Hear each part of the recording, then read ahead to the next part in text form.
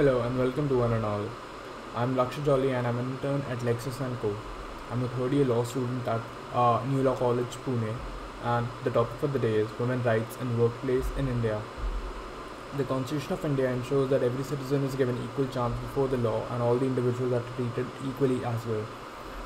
This takes into account both male and female and extends to each and every place, including the workplace. According to Indian Constitution, Article 14, equal treatment of both men and women is legal requirement, and any discrimination behavior, including but not limited to sexual harassment, is regarded as violation of fundamental rights. Prevention of workplace sexual harassment was enacted in December 2013 to prevent and protect women from sexual harassment at work, as well as to provide efficient remedies to sexual harassment complaints. This statute was passed 15 years after the landmark case of Vishaka and others, State of Rajasthan, in accordance with Supreme Court instructions on enforcement of working women's fundamental rights.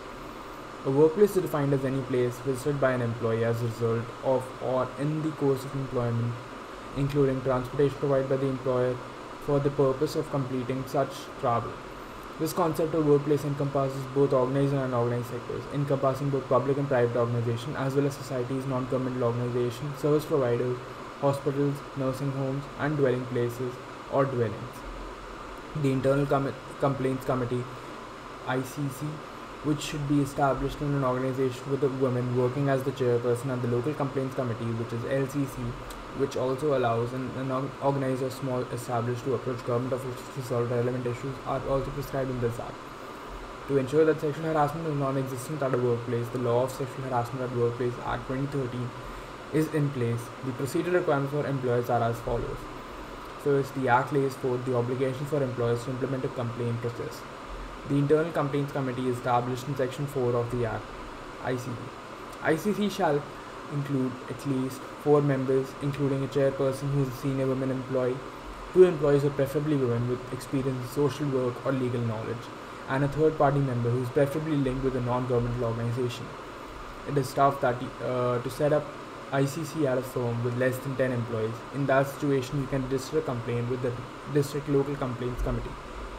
Employees are required by Section 19 to conduct an orientation, employers workshop and awareness programs to educate employees about the dangers of sexual harassment, as well as to aid the complainant if she chooses to file a police complaint. Employers must also post information on the legal consequences of sexual harassment, the composition of the ICC, and the grievance redress procedure available to the offended employees at the workplace. To register a complaint under the law, the following procedure has to be followed. If a workplace has formed an ICC, a woman alleging sexual harassment must act immediately to safeguard her claim. A complaint of sexual harassment must be made within 3 months of the date of the incident according to Section 9. Although the term grave is not defined in the legislation, it can be extended for another 3 months if the woman can show that terrible circumstance prevented her from submitting earlier. The ICC must conclude the investigation within 90 days of receiving a complaint. The lady may be relocated to another employment or allowed leave for up to 3 months while the complaint investigation is ongoing, if the complainant requests it in writing. After the investigation is completed, a report will be delivered to the employer or the district office. For establishment of fewer than 10 employees, who will have 60 days to act on the report. Employers must guarantee the reports are submitted to the district officer on time. The level of mental trauma, pain, suffering, emotional distress, medical expenses incurred, financial state of the respondent, loss of career opportunity due to the incident, feasibility of such payment in lump sum or installments are all factors to be considered by the ICC if compensation for the aggrieved woman is deemed appropriate.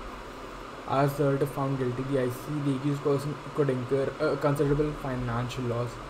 Deduction may be taken from respondent's pay or compensation according to Act 10 if a complaint is found to be unfounded.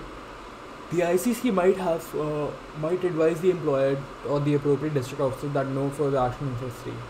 Other than that, there is also a few other laws which govern the rights of women in a workplace and ensure that their safety is upheld at all times. They are, first, the Maternity Benefit Act 1961, second, Factories Act 1948, third, the Equal Remuneration Act 1976, fourth, Minimum Wages Act 1948.